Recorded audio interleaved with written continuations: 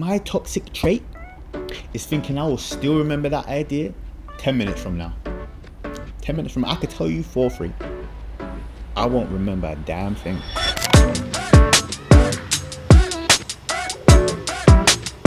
Hey, if you're new here, welcome to my channel. My name is Denzel. I'm a filmmaker and content creator, and I've been making videos for brands for years now.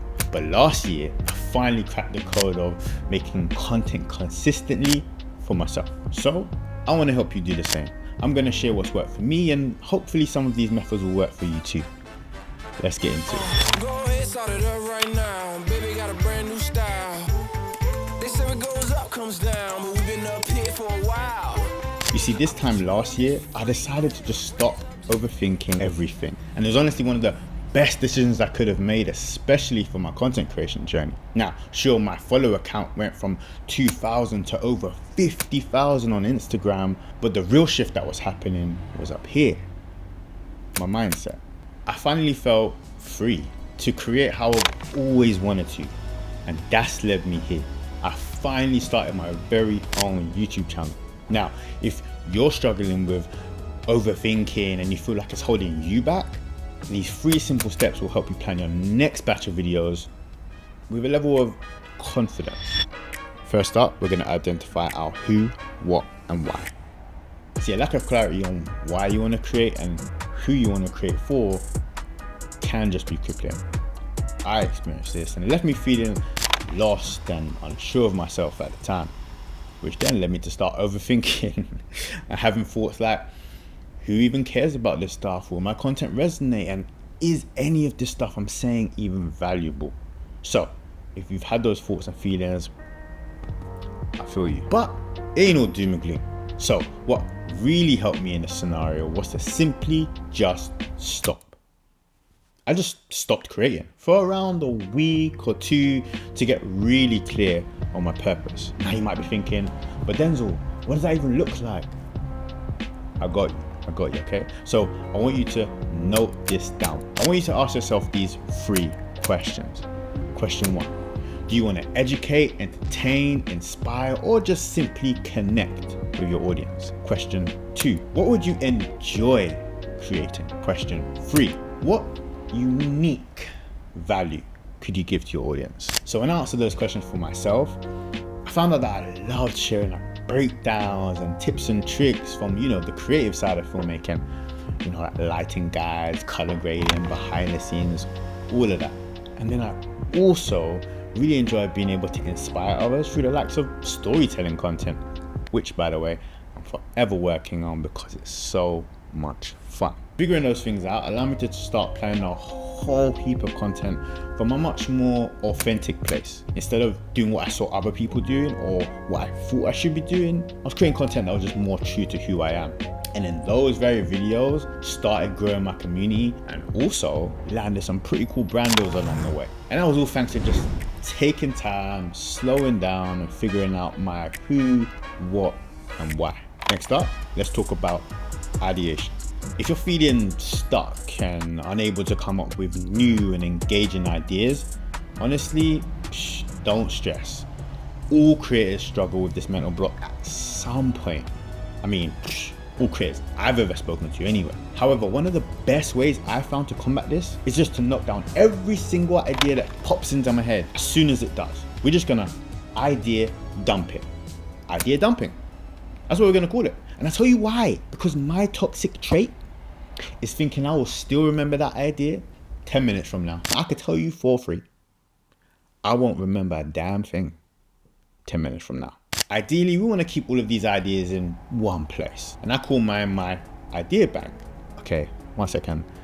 It sounded a lot better when it was in here, and now I've said it out loud, it's not really hitting how I thought it would. That's okay. We just gotta roll with it anyway, because I get inspiration from all over the place. Okay, long form video, short form video, images, quotes, you name it, best believe I'ma save it. And to me, this is so necessary because as creators, we often suffer with feelings of imposter syndrome, feeling like our own ideas are never really good enough or original enough. But it's not always about going out there and creating something that has never been done before. It's often about how you take things and concepts that already exist and make them original by shaping them through your own lens. It's funny because I had to overcome this exact fear of feeling unoriginal when I wanted to post a Lighting video for the first time last year. And you know what? I posted it and something crazy happened. It just blew up. It flew past 2.5 million views with over 67,000 people saving it. I mean, I'm not counting or anything, right? But it taught me an invaluable lesson to never doubt the value of sharing an idea through my own lens. And to this day, where a video pops off or it doesn't, I truly believe at least one person out there will be able to resonate or find value in my content. You know what?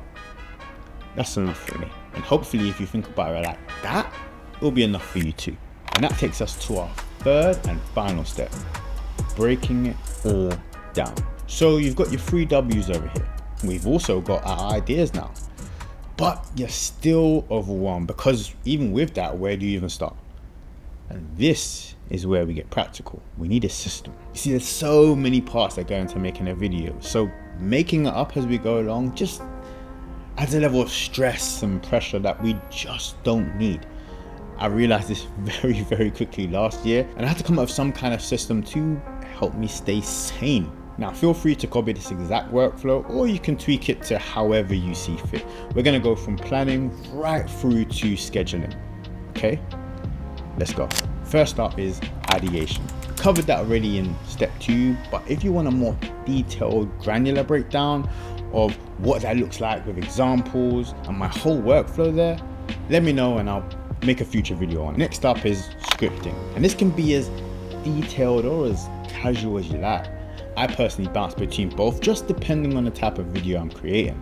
For example, if I'm doing a tips and tricks video, I'll focus a lot more on showing rather than telling, which means I'll probably outline it with some bullet points here and there. However, if I'm doing a brand collaboration video where I have specific talking points that I must hit, it'll be a much more structured format and almost closely word for word. Moving along to mood boarding. Now, this is the only optional step for me and probably for you too. For example, if I'm filming a compelling narrative or trying to tell a really immersive story with a bunch of B-roll, then this just makes so much sense because there's so many scenes to keep track of and I want to make sure I capture everything to move the story along. But if I'm doing a color grading tutorial, for example, then this step is just irrelevant. I don't need to mood board that out. Now, moving on to filming.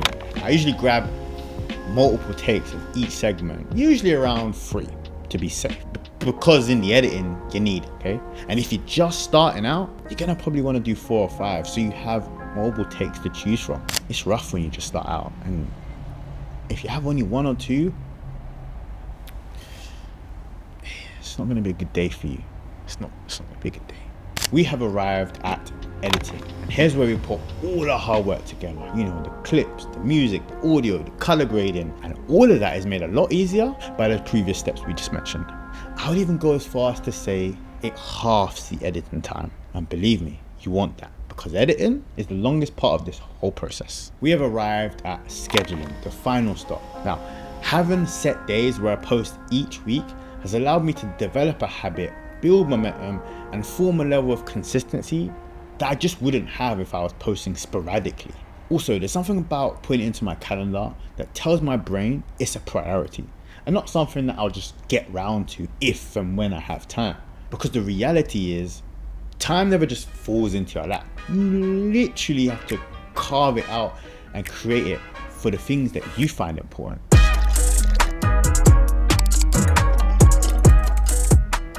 To recap, that's starting with our why, gathering our ideas, and creating a framework to break down the entire process. Hope you found these 3 steps super helpful, and I would love to hear whereabouts you are in your content creation journey, and if you found any of these blockers to relate directly to you.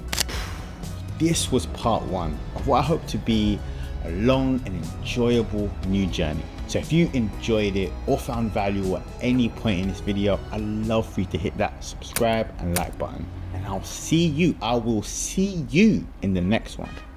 Peace and love every single time. Dance.